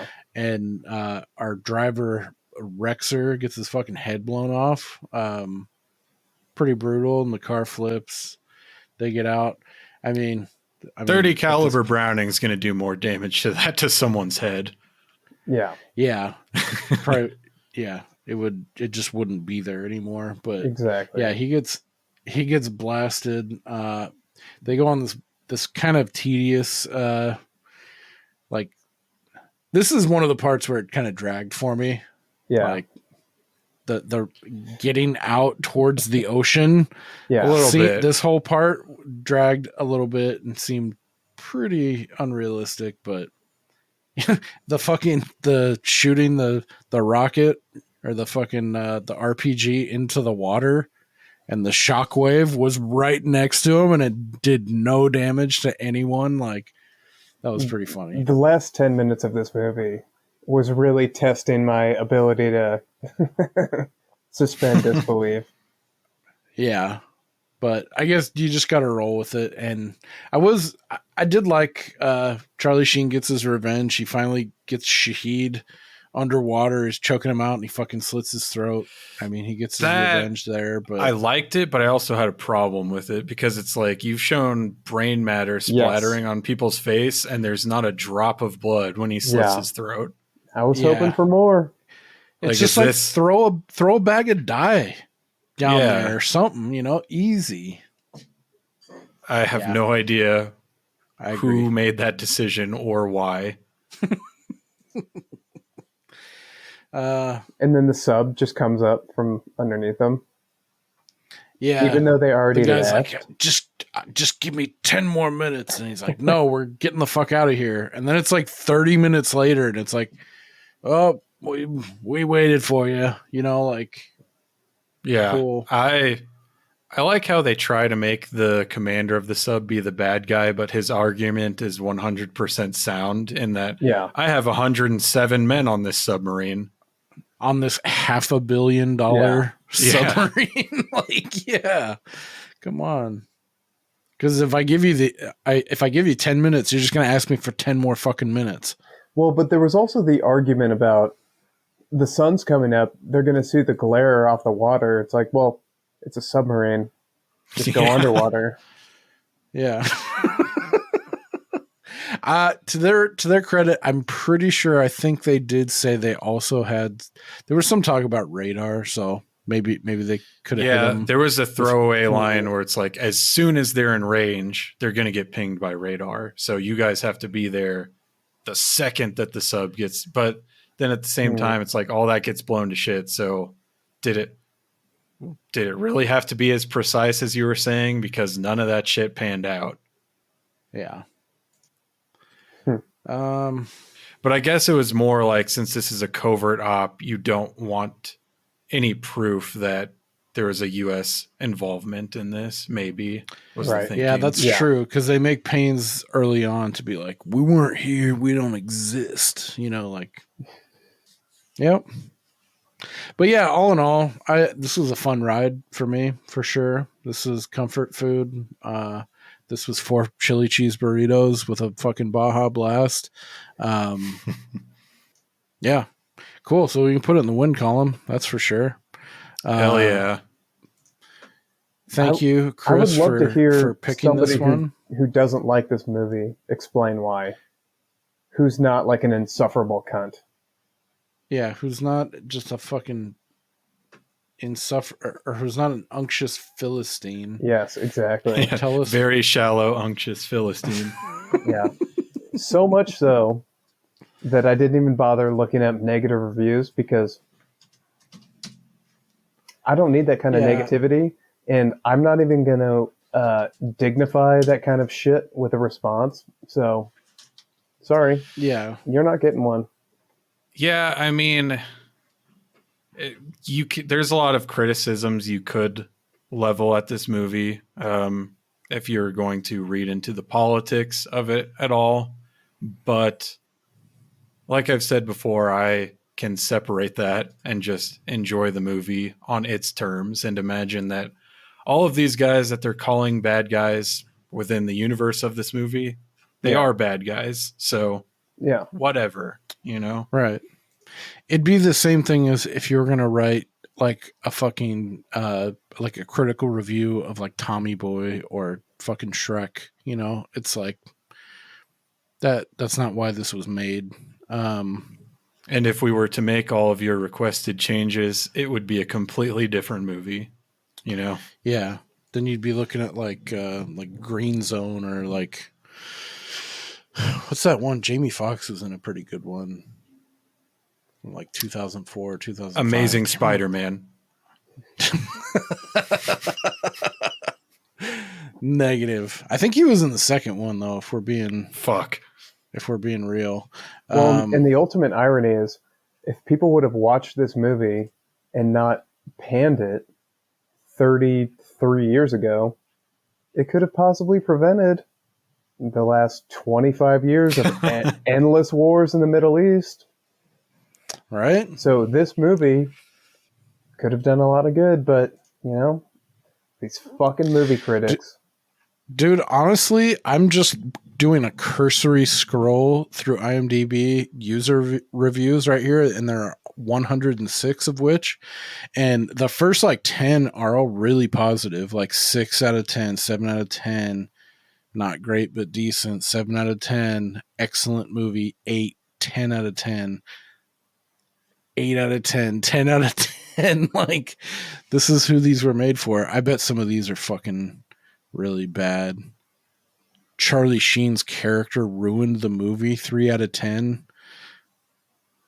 Yeah, this wasn't made for you. I mean, if this movie was more well received, it could have prevented 9/11. That's all I'm saying. I thought Mark Wahlberg could have prevented 9/11. That too. God, can you imagine the sequel to this with Mark Wahlberg? Oh shit. Oh boy. Maybe he plays God's son, like a rooster. Codename Jesus. Yep. With all the writers on strike, we might be onto something, boys. Yep. Hey, man, the time for scabs is now. Yeah. I mean, just come in, bunch of scabs, pitch meeting. Have you ever heard of Navy SEALs from 1990? Nope. Well, have either of you guys? Have either? Because we got Navy SEALs Part 2. What do the words Martini Ranch mean to you guys? Oh, I'm aware. I am not. I'm a knave. It's Bill Paxton's band. Oh, and shit. Rick Rossovich is wearing a Martini Ranch shirt in this movie. Is that when he has that redonkulous like skull cap when they're fucking golfing and he looks like a fucking yeah. There was a weird phase in the 90s where like men thought they could just wear those. Yeah, like the bandana like fucking wrapped around. I remember my dad had like a teal one with skull and crossbones on it, and my dad is not that guy at all. Probably was like a midlife crisis move or something. Like that's going to be my thing now. Did he talk to your mom about getting a hog? He actually did ride motorcycles before I was born, but he had to stop because of kids and shit. Nice. That's awesome. But yeah, he was in a very Let's bring it back. Devo-esque band called Martini Ranch. It's so bad. It's bad. Really? Wow. Yeah. Worse than Eddie Murphy's recording career? I mean, Eddie Murphy's song's a banger. Really? Yeah, Party All the Time. Party all the time. I don't think Martini Ranch is that bad. I mean, there's a reason he didn't get famous for music. We'll say it that way. But it's not the worst thing I've ever heard. I feel like it was a 2-person band. I feel like the other person was also famous. Yeah. So you're saying it was no Dog Star? Fuck that shit. That Keanu Reeves band, he played bass in that band. Yeah, I guess it was just his friend, someone not famous. I was wrong, but yeah, no, I'm not a fan of Keanu Reeves' band. That's awesome. Where'd you pick that tidbit up? Martini Ranch. I think I first found it out when I was researching this movie Galaxy of Terror, which is like a shitty B sci-fi movie. And that's where James Cameron and Bill Paxton met, because Bill Paxton was like part of the art department. And if you watch that movie and then you watch Aliens, you're like, wow, he's just always been into this weird shit. Nice. Yeah, the one shitty music video I watched for Martini Ranch was directed by James Cameron. James Cameron. Yeah. The song is like, how can this something man find time for culture? It's bad. The The fuck is that? not The name good. of that song? The one I watched was in- called Reach, where it's like a modern day. He looks like a cowboy on a motorcycle coming into an old west town, and he's wanted. So a bunch of like prostitutes try to kill him, and it's bad. Yeah, the one I was thinking of is how can the laboring man find time for self-culture? And in that video is also Rick Rossovich, Michael Biehn, Judge Reinhold, and Anthony Michael Hall. Oh boy. Veritable who's who. Yeah. That's wild. The Brat Pack. That sounds like such a pretentious fucking title for a song, though. Jesus Christ. It was the 80s. Yeah. That's fun. I always thought he'd be in like a Kevin Bacon. Like he'd be in like some kind of like a rock blues fucking band, or like a country, like a rock blues with a country twang, not like a Devo. Fucking Bruce Devo, Willis playing harmonica. Yeah. Bruno slide guitar. I got one review that's kind of funny that I just pulled up. Navy SEALs 2 out of 10. If you like your soldiers drunk and irresponsible, this is the movie for you. Yep. Charlie wakes up from a drunk in the surf. He steals a bike. He steals a car. He rips up a golf course. Beer cans thrown around. This is our way fighting men are portrayed on their days off. Charlie shoots a man who's holding a gun to his head of a woman. Charlie makes a joke. Charlie's asked what's happening during combat. Charlie makes a joke. This is where our fighting men are portrayed during combat. I love Charlie. Or I like Charlie, but I'd slap the stuffing out of him for this part, for his part in this movie. Damn. I'd slap the stuffing out of him Stay for mad. his part in this movie. Stay mad because Charlie Sheen is winning. Are you bipolar? I'm winning. I win here, I win there. Oh, fuck me. All right. Yeah, this actually has a lot of positive user reviews. That's wild. Cool. So that bumps up our average, our approval rate to an 86 flat after 60 episodes. I'm pretty stoked about that. Of course, not all of our shows have been about movies, so that's probably around like 40, 45 movies that we've added to your movie lexicon, Steve-O. Yep. Has this sparked anything like to want to get into other movies like of this genre, or like something that you've liked, like try to like go off on your own, or are you kind of sitting back like with your normal outlook on movie watching and just watching shit for the show? Yeah, no, not at all. If that makes sense. I guess to be fair, every once in a while, it'll spark, a desire to watch some other movie, but no. Well, right on. I've probably watched more movies in the last year than I have in my last 20 years. Damn, that's yeah, that's pretty wild, dude. When your dad was saying he like doesn't watch TV or movies or anything like that, do your parents own a television? They do. Yep. Okay. I was wondering if that might be fun to have him on, like have him do a little homework assignment, or maybe a book too, since he's such a big reader. Yeah. But like do something like that and have him back on and like try and break something down with him and see what he thought. Might be fun for someone who's like hasn't seen a ton of movies to like maybe like tune him into something that'll just fucking blow his cat back, Well, one of the Charlie Sheen movies I mentioned was called Beyond the Law, and I remember it has to do with counterfeiting. Ooh. So maybe is that the one where he's on the cover and he has that fucking sweet mullet? Yeah, so maybe he's part of the Secret Service in that or some shit.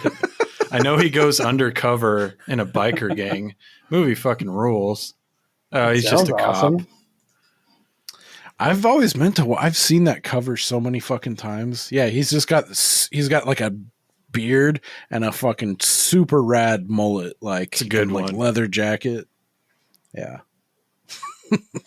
I remember seeing that one in the movie store when I was a kid. Like, oh man, Hell yeah. Rad. You saw that at a movie store and didn't rent it? Well, I was too young. Like, what's it called? that Beyond the kinda Law? shit. Yeah. Dude, like that, and I think the cover of Return of the Living Dead 3 with the chick with like the fucking that VHS cover, those two are pretty burned into my mind. Man, that, I Hardware. Yeah, for me, I think the one that sticks out the most out of everything would have to be Jason Goes to Hell, which is not like the best movie in the world, but the cover was the metal mask with the worm coming through. Yeah, fuck yeah. I was like, that looks like some scary shit when I was a kid. Hell yeah.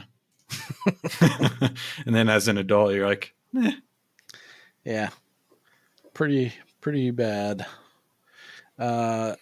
Okay, cool. So let's see. Next week, we're going to have Bob returning. We're going to be watching Clay Pigeons from 1998. Unfortunately, right now it's not streaming anywhere, but it's available for rent anywhere you get movies, YouTube, Amazon, what have you. Early role for Vince Vaughn. Joaquin Phoenix is in it. Janine Garofalo has a bit role. Really good. Really fun flick. So we'll be watching Clay Pigeons next week with Bob from Straight Chillin'. Have you ever seen Clay Pigeons, Chris? Never heard of it. Fucking awesome. Great movie. It's a fun pre-old school, like that whole fast talk Vince Vaughn era. He's a real gangly character. Like a Rudy. Like a Vince Vaughn and Rudy. Yeah, exactly. Yep. I always forget he's in that until I watch that. I'm like, oh yeah, Vince Vaughn plays the fucking washed up. I figured you probably watch that every weekend. Oh no, I've every Saturday morning. I've seen my share of Rudy, that's for sure. Jon Favreau, big old Jon Favreau's in there too. Dude, that's probably one of my favorite Charles S. Dutton vehicles is. Besides Alien 3. I got to go Surviving the Game on that. That's one I've never seen. Is that a Rutger Hauer hit too that he's in? That's Rutger Hauer, Charles S. Dutton, Gary Busey, F. Murray Abraham. Damn. The guy that plays the doctor in Scrubs, John C. McGinley. Oh yeah, Dr. Cox. Yeah, so all-star cast. Dude, that was his era, like in the late 80s, like up into the mid 90s. Like he was in fucking Point Break. He played Wagons East. Yeah, dude. Wagons East. Damn. Yeah, you know what? When we started this podcast, I made a fat list of okay, this is what Steve needs to watch, and that list is dwindling. So I need to write some of these down. I need to add to our stable here. Well, here's some possible ones. As I have voiced on this podcast before, I don't really like Top Gun, the first one. Still haven't seen Maverick. But I am of the opinion that every Top Gun adjacent movie, such as Navy SEALs, is actually better than Top Gun. So, one, starring Tom Cruise himself, Days of Thunder. Just watched it today. Better than Top Gun. This movie. But wait, you have not seen Top Gun though? I've seen the first one. I've not seen Maverick. All right, I got confused. So I was like, how the fuck can you comment on this? You haven't seen the fucking first one. So you just haven't seen Maverick. Gotcha. Right. Yeah, Days of Thunder's a banger. If you ever wondered what Top Gun with firefighters would be like, let me introduce you to a little movie called Backdraft, my friend. Better than Top Gun. Yeah. You've seen Backdraft, Steve? I have. Yep. It's a good one. Yeah. Classic. Yeah. Backdraft fucks. Yeah. Top Gun with karate. Best of the best. Better than Top Gun. Top Gun with mountain climbing. Also starring Michael Biehn. K2. Better than Top Gun. I like all these movies you're recommending, but it's I feel wrong by you affirming that they're better than Top Gun. What about? But these are good. Mountain climbing Vertical Limit with Chris O'Donnell and Bill Paxton. Oh, shit. Thank you. Is it Top Gun adjacent, though? Yes. It seems like it would be. Sure. I haven't seen it yet. With like a little bit of a new school sheen on it. So, yeah, dude, K2 is a banger. Do you think in your guys' opinion, Navy SEALs or Top Gun, which is better? Top Gun all day. You are so wrong.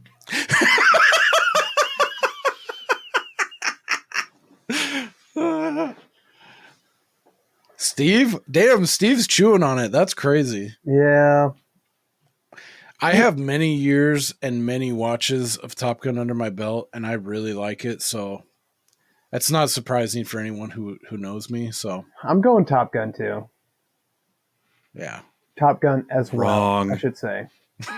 Yeah. Well, I'm frequently wrong, so. Yeah, I mean, like I've said, my main problem with Top Gun is that it's just 80 minutes of dick measuring and a bogey shows up at the end. This kind of rectifies that in that it's like they're doing Navy SEAL shit for most of the movie. So that's why I prefer this one over Top Gun. Like, yeah, there's a lot of plane flying in Top Gun, but it's all just like training exercises. So it's not that exciting to me. Also, I saw it in like 2020. So yeah, that's fair. Maybe if I would have seen Navy SEALs a little bit younger or quite a bit younger, I might have a tougher coin flip, but yeah. Young Guns, also Top Gun adjacent. Better than Top Gun. Yeah, I gotta be in the right mood for Top Gun, whereas I could throw on Young Guns anytime. So take that for what you will. Courage Under Fire, where do you stand? Night Train, Johnny Mofreeze. I haven't seen it. Oh man, it's a good one. Our Lord and Savior Denzel's in it. A young, cracked out, super skinny Matt Damon. I haven't seen that many Denzel Washington movies, only because, like I said, I was forced to watch Remember the Titans constantly in high school. Oh boy. You need to check out the Equalizer franchise, I feel. There's an Equalizer Trace coming out here shortly. Christopher, you need to watch the Equalizer. I'll put it on the list. Yeah, he's good in that. Dude, Denzel, there's a one with John Lithgow plays a fucking crazy bad guy called Ricochet from I think 1989. I've heard good things. Pretty good in that. A very guilty pleasure of mine is fucking Virtuosity with Denzel and Russell Crowe. Dude, I watched the shit out of that when I was in like 5th and 6th grade. Like it was on HBO like fucking every 6 hours. Hell yeah. You guys seen Unhinged? No. What's that? I feel like you guys might like that. It's where came out in like 2021. Some woman honks at Russell Crowe. Oh, is that the one? It's like the Road Rage movie.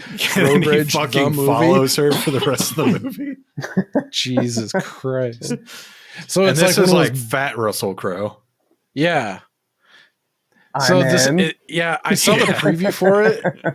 It looked like a bottle movie, but you're like following, so it looked like Phone Booth on wheels, like pretty much. Yeah, I saw the trailer, like, yeah. There's like a kerfuffle in the fucking like gridlock traffic, and it's like the last thing, and he snaps. Yeah. She like lays on the horn and then he runs up to her window and he's like explaining to her that there's different types of honks and you need to start off with just like the double tap before you go into like laying on the horn like that. Oh man. I mean, he's right. Yeah. No, I think we watched that like the week it came out because that was one of the early ones that was affected by COVID. So it had like it was in theaters for like a week and then went to streaming. Yeah. Yeah. I remember seeing previews for that and I was like, I don't really like movies like that where they just key in on like one or two characters, but Yeah, it might be pretty wild though, seeing a crazy Russell Crowe just hounding some poor woman the entire movie for cutting him off in gridlock traffic. That's just what it trying is. to get over. What's it called again? Unhinged. Hell yeah. That's so crazy. I've seen him like in so many interviews talking about like the craft of acting and like this and that, and he's been in like A Beautiful Mind and Cinderella Man and all that shit, and then he just gives the green light to a fucking road rage movie. Oh, he looks like shit in this. God damn. Yeah. He's oh pretty my big. God. I cannot wait to watch this. A great recent Russell Crowe like glorified like cameo that he was in. I wouldn't necessarily recommend it to you guys, but it was a movie called The True History of the Kelly Gang. He's in it for like 15 minutes and he's like telling this little kid to shoot a guy's dick off. It's pretty good. Crazy. Sounds good to me. I think the last thing I saw him in that I enjoyed was with our boy Ryan Gosling in The Nice Guys, I think it is. Yeah. That was a good fun one. movie. Yeah. Haven't gotten around to it yet. I was good. pleasantly surprised. I was too. All right. Well, yeah, I think that's going to do it for us this eve. If you guys have any questions, hate mail, as always, is welcomed. We haven't cashed in on that in quite a while. Please send it our way. Email is wax@waxingtheporpoise.com, or you can reach out to either of our socials. Instagram is @waxingtheporpoise. Twitter is @waxingtheporp. Is there anything you guys wanted? Anything I missed on Navy SEALs, or anything else you guys want to talk about before we get out? It's a pretty badass skydiving scene, but other than that, no, we pretty much covered the bases, I feel. Right on. I did see they used a lot of stock footage from this film in other films, including like skydiving scenes and like extraction shit, like where you can't see any faces or anything like identifiable. They was used in like Operation Delta Force from like 97 and like a lot of movies, actually like 9 or 10 different movies they just peeled. I always wonder how that works. It's like if the studio owns it, it's like, yeah, it's fair game kind of thing for anything else under that house. Pretty much. Like I know the fucking like in Fight Club when the penguin, like the ice breath, when it's like slide, they recycled that from fucking like Titanic, like the ice breath. The digital effects, yeah, they brought that in that movie. I mean, we also didn't say the director, Louis Teague, kind of a journeyman, but he's directed some movies I really like, such as Alligator, Cat's Eye. Oh, he did that Michael Douglas movie, like Jewel of the Nile. I don't know if you're a fan. That's the sequel to Romancing the Stone. Yeah, isn't it? Yeah, and I've Cujo. only seen Romancing the Stone. Cujo's probably his biggest one. Which one? Cujo. Oh shit! Yeah, I didn't click on. I was about to click on his name and I didn't. But yeah, that's wild. Yeah. What was the one after Alligator you mentioned? Cat's Eye. I love Cat's Eye. I'm a fucking huge anthology whore, so. But that's definitely a top tier one. I saw that one at a young age. I really loved it. Yeah. I mean, I could just do a whole nother segment of movies better than Jaws. Alligator would be pretty close to the top of that list. Dude, Jaws is pretty awesome though. I hadn't seen it in a long fucking time, and I just flashed back to it last year, and I forgot how good it was, and I really enjoyed it. Have you seen Alligator? I have not seen Alligator. Better than Jaws. Really? Okay, I got one for you. That's me talking. Is it better than Orca? See, Alligator and Orca, that's a tough decision, but I have to go Alligator because that's like also a nostalgic favorite for me. I used to watch it a lot growing up. Gotcha. But yeah, both better than Jaws. Yeah, Orca's Orca's pretty fucking rad. I need to flash back to that this summer. I feel like anytime I get someone asks me this, or they ask the question like, are there any like different like seasons? Like the obligatory one is like, you know, when like Halloween time rolls around, you watch more horror movies. And you know, like we have Memorial Day coming up. Like I always get like a nostalgia kick to like watch Private Ryan or Thin Red Line or Band of Brothers or something like that. Add Navy SEALs to the list now. Fuck yeah. Check. But are there any other like seasons or times of the year where you get into like a specific like subgenre or autobiographical kind of thing? One for me in the summertime is I like anything like related to the beach, like The Fog, like Jaws, any of them. Also like lighthouses. Something about that triggers me. Like I always like listen back to there's podcasts on like the Flannan Isles, the Elian Moore mystery of the 3 lighthouse keepers going missing. I always flash back to those. That kind of puts me in that like beach mindset. Do either of you ever get like a nostalgia kick or like time of the year you'll spin into something else? The closest I get is like Christmas time. I like to watch It's a Wonderful Life. That movie rips. Home Alone, obviously, 1 and 2. Oh yeah. But other than that, no, not really. Yeah, I'm pretty much the same way. Do holidays, Easter. I watch The Biehn. And the champion of Easter horror. Fuck yeah. For some reason, on Valentine's Day, we always watch Titanic. Oh. Christmas, I always go Muppet Christmas Carol. Oh yeah, fuck yeah, that's the best my favorite. One. Usually watch Home Alone 2. This year we watched both of them. Much bigger fan of the second than the first, but the second one's a little bit more fun. Gremlins, another Christmas movie I watch. That's really all I can think of. I was never a big fan of Titanic for obvious reasons, but it came down a peg on our episode releasing tomorrow on LA Confidential because I saw that LA Confidential got fucking pummeled at the Oscars by Titanic. So I got some salt still on me from that because I didn't realize that when we went over in trivia, but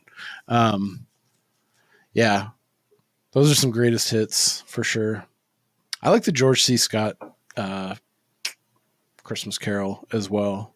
You know, a new one that Disney did that actually was pretty fucking rad.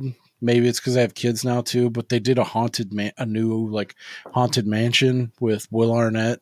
Yeah. Seasonal for Halloween that I was pleasantly surprised by. I thought it was a lot of fun to sit through. I thought it was going to be a slog. It was decent. It's like the Muppets seem to be the only property that Disney bought that they didn't just immediately fuck up completely. Yeah. It's still not quite the same. Yeah. But it did enough for me to where I was like, okay, cool. I enjoyed it. And I like that they keyed in on some of the more tertiary or like the more background. Like they didn't just pump like Kermit and fucking Gonzo. Although no, Gonzo was in it quite a fucking bit, but like Pepe was pretty much one of the main characters. Yeah, he was pretty fucking funny. He had me rolling at a couple points, but right on. Oh, talking about the Biehn. Quick aside before we leave. Jackie Kong, that tuned me into her, and I watched Blood Diner. Are you a fan of Blood Diner at all, Chris? I just never watched it. I was like, I'm going to fucking watch it because of the Biehn, but I just never have. Because it's a sort of sequel to another movie that I haven't seen. Oh, really? I didn't know that. Yeah, I think it's like a unofficial sequel to Motel Hell. Huh.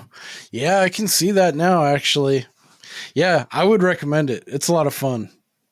And after watching that, I was like, dude, and seeing a couple interviews, I would like to have a beer. I would like to party with Jackie Kong. She seems like a fucking really good time. But Blood Diner's Blood Diner's a lot of fun. Hell yeah.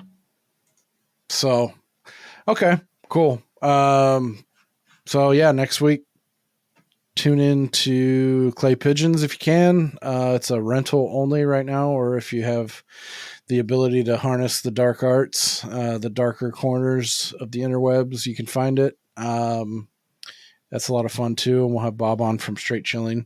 So, Chris, do you want to plug anything? Remind people where they can find Channel 83, your previous podcast?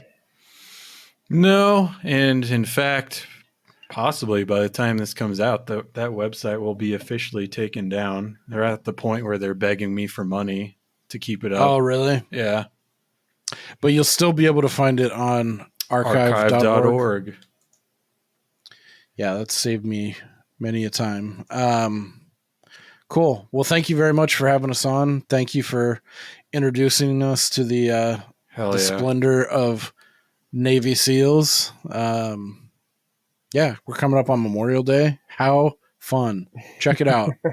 If you want a fucking rad romp through the Navy SEAL ranks, Charlie Sheen and Michael Biehn, it's a can't miss. Yeah. Thanks for joining us again, and we'll see you when we see you, and we'll see you later.